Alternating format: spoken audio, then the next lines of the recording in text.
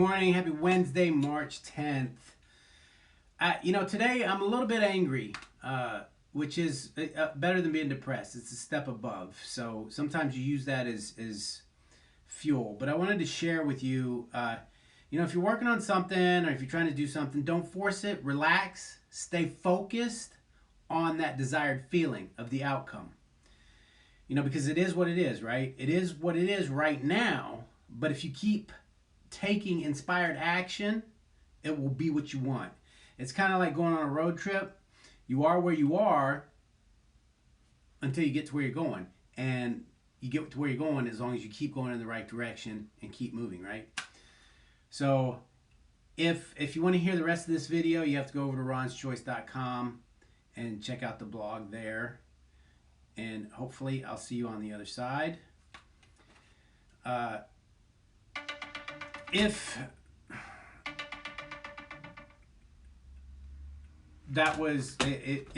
you were watching this on TikTok, welcome back. That was for TikTok. I'm trying to do videos on TikTok and trying to combine my time, so the first 60 seconds of the video will go on TikTok and then the rest of it's here. I just, certain things put us in a certain feeling. We're all trying to get something, right? To feel better, make more money, whatever. Relationships, there's just all kinds of things we're dealing with. And I see a lot of daily inspiration, but I watched this show last night called Heal on Amazon Prime, and it was the main thing was the mind. The mind is, they were talking about healing, doing holistic healing, and showing some things that worked and didn't work, but ultimately, one lady did a study around the world, and she was like, there were 75 things that these people were doing. Different things. Not all of them were doing all 75, but all of them were doing 9 things. And a lot of it came down to the mind. It's how you're thinking and what you're dealing with. And I think Voltaire is the one credited for saying sustained thinking is the hardest thing to do in the world, right? We do it when we drive. We have to think, we have to focus, and when you drive a long ways, it's tiring, right? When just working on problems, you get tired. Working the brain, it's hard. It's work, even though it's not physical. That's why sometimes we prefer physical work or doing things over sitting down and actually thinking about something, even if it's our own problems. And I did that this morning. I kept forgetting, and the movie kind of reminded me, Dr. Joe Dispenza, of giving your mind. It's not much different than praying. You're asking for something, but you can do it in a way where you're asking for specific things, actions to take, and you want to, Deepak Chopra kind of talked about meditation. Meditation was one of the main things that everybody did. Now, he gave examples of 3 different meditations. I'm aware of many more than that are being taught. But one of them is, just sitting down, meditating, thinking, focusing on an issue. I think, and I'm not sure if he used that example. He used who am I and what do I believe? But there's contemplation too. It's just, whatever you need to make it, but you can sit down and you'd be surprised at some of the answers you come up with when you start playing out scenarios. We do it all the time. We play out scenarios, but usually it's in a way of, with a problem. If she says this, I'll do this and I'll do that. Instead of playing out scenarios of solutions and desired outcomes. Now, there's a book out there. Was it Maxwell Maltz? Psycho-cybernetics, and in there he calls it the theater of the mind, where you sit down and you watch something play out. And we have to do that sometimes to get to the next step. And I'm saying this because I'm struggling with a situation that I'm like teetering. I haven't resolved it, and I have to go back and there's something I have to read that I haven't read yet that might bring some clarity to that for me. Because if the reason why I say that is if you have something that keeps coming up in your mind, whatever it is, whatever situation you have, and it doesn't make you happy or feel good or feel positive and make you move towards something, then it needs to be addressed. You can subdue it, but if it keeps coming up, if you subdue it too much and suppress it, then it becomes, and they talk about this in this movie. I mean, this is stuff that they just re-emphasize stuff that I already knew, and it's what I've already learned and just keep forgetting to do. But a lot of our illnesses, our pains, our aches, are suppressed memories, suppressed issues, and if they get suppressed too long, they start manifesting as issues in your body. Not everything. There's medical reasons for a lot of stuff. I'm listening to another book. I can't remember the. I don't know the name of it. It's by Russell Targ, Your Mind or something. It's about. It's. Yeah, I don't want to go into that right now. But he says that limitless mind. Is that it? Yeah, limitless mind. I can't remember what he was referring to, but he did mention that there were studies that wine, chocolate, damn it, there was one other thing. One other thing was fairly common that caused migraine headaches. And he went on to explain what's in it, why it does it. I don't know. I was riding my bike when I was listening to it, and I don't remember all the medical terms. The point there is that there are things that do affect our bodies differently. You know, some people are lactose intolerant, so it's not everything's in the mind, but a lot of it is. And you know, taking a holistic approach means starting with the mind, fixing that first, and then going through the other things that it could be to fix whatever's bothering you. But this, for me, this morning, this is more about the mind, and it, you know, it was like I'm trying to. There's some situations that I'm trying to deal with, and I feel I feel like I'm forcing them. Some of the things that come up, I'm reacting out of emotion, and then afterwards, I realize that I made the wrong choice. And so, you know, I quickly reflect and I'm like, why did I make that choice? Why did I make the other choice? Why wasn't I guided? What, you know, intuition, gut feeling? Does it come from source, you know, where I gain this information? But if I'm not feeling good, if I'm not in a good place, I'm not going to be connected to receive the information, and then my intuition is based off of a negative emotion instead of a positive emotion. So it always helps to be clear.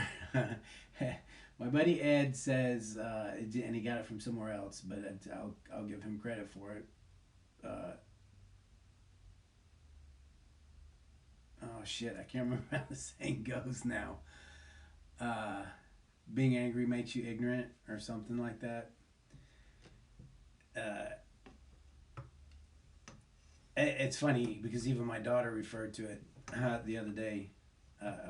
She was helping me put some stuff together, and I was getting a little frustrated. But sometimes I show the frustration just to let it out and release it, so I'm not holding it in. So it looks like I'm frustrated, and I am, but I'm letting it go, and then I move on because I do know that if I continue moving forward frustrated, it gets harder. And she used an example of when she's doing lashes. If she gets frustrated, it takes her even longer. So it's good to recognize that and release it. It's like a hot water heater or a boiler. Once the steam builds up, if it doesn't have a release valve, it's going to blow. So until you reach Buddha level, or super enlightenment, that we're human. Things are going to bother us at times. Now I've gotten better where fewer and fewer things bother me, and I'm trying to keep working on that. But when they do bother me, I let it out. I try to let it out right then and let it go, and then move on. But there's always things in your life that you're trying to, whether it's a relationship with friends, family, a partner. Maybe there's an issue that you're trying to work on, and you're trying to figure out what to do, how to do it, what to say. Uh, Whether it's trying to find a job or whatever the case may be. It's easier to say, it's easy to say happiness is a choice. Just be happy. It is a choice, but depending on where you're at, it takes a little bit of work to get there, right? So, uh, just keep plugging away. Just find what works for you. Meditation. Find a way to meditate. I need to start sharing some meditation methods, but if nothing else, just clear some time. Find a quiet space. It doesn't matter how you sit, where you sit, if you're laying down, whatever. As long as you're comfortable, and just sit with your thoughts. If you're not familiar with meditation at all, just sit there and let thoughts go through your head. And just breathing. And I'm a little surprised that they didn't mention that as much in the video, the documentary last night. Breathing is such a healing thing. It's part of the essence of life, right? Oxygen. So the more you get in, so especially if you want to use it for healing properties, breathe, and when you breathe in, force that oxygen to where the body needs it. Focus on whatever pains or aches you have. But anyway, that's kind of another thing. But breathing, that's why it mentions that focus on your breathing. If you're new to meditation, just tell yourself, I know it works. I got to figure out what works for me. I've listened to all different kinds of things. I've tried to do guided meditation. I've done it in person. I've done it on tape. There's just certain things that it takes practice. I mean, the book I listened to, Think Like a Monk. He goes to talks about the process and how difficult it is and how many years it takes to really get even close to mastering different types of meditation. But the main thing is to take time for yourself, breathe, get the oxygen in, and if you have issues, I would say if you have issues, that's the first thing you have to deal with, because just clearing your mind and making you feel good, okay, that's good then, but then when you get up and go, if you're still dealing with the same stuff, then it's kind of a circle. So use that time. Some of the tools is, I don't know if I shared that video, which I can again. The Serenity Prayer. Give me the wisdom. Yeah. Find something, a saying or something, and practice on being aware when something upsets you, and then ask yourself if it's justified. It's like fear, you know. I mean, there's so, fear of failure, and the true definition of fear is for your life.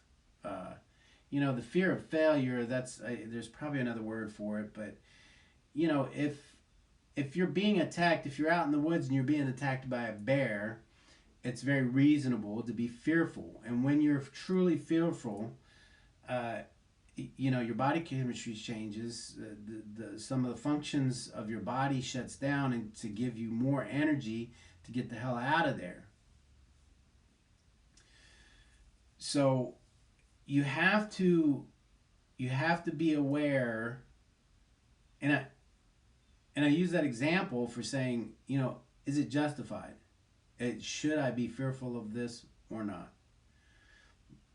I mean, I guess first thing that comes to my mind if you have phobias, but that's something else. I'm talking more about your happiness and your sanity.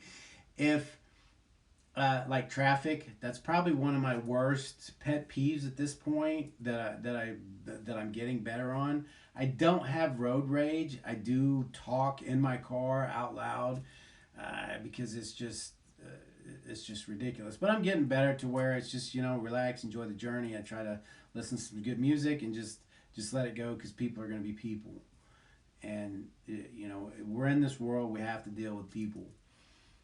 Uh, I am trying to get it to where I don't have to drive as much, like for work and whatnot. But that's one. If you have to work on that, if try to recognize if you have triggers. When people say things or do things, and should that bother me? Is that something legitimately that should bother me, that could possibly affect me and make me feel bad and make bad decisions? So that's something you got to do throughout the day. But if you take time to sit with an issue, with a problem, play out the scenario in your head with a positive outcome, seeing how you should act, how you can take responsibility for whatever it is, because ultimately we're responsible for whatever we're in. And Tony Robinson calls it not Robinson, Robbins calls it mind mastery. Mastering your mind. So to be able to master your thoughts, and they'll go astray, they'll go awry sometimes, but you have to be aware, observe the observer, and say, that thought's not serving me very well right now. I need to release it. And if you can't release it, then subdue it for the moment, and then you get quiet later and say, okay, now let me address this. Should I have let that bother me? No. And then eventually you'll get to where those things don't bother you, and you can move on from that and go on to the next thing. So I hope you guys have a great day. Talk to you later.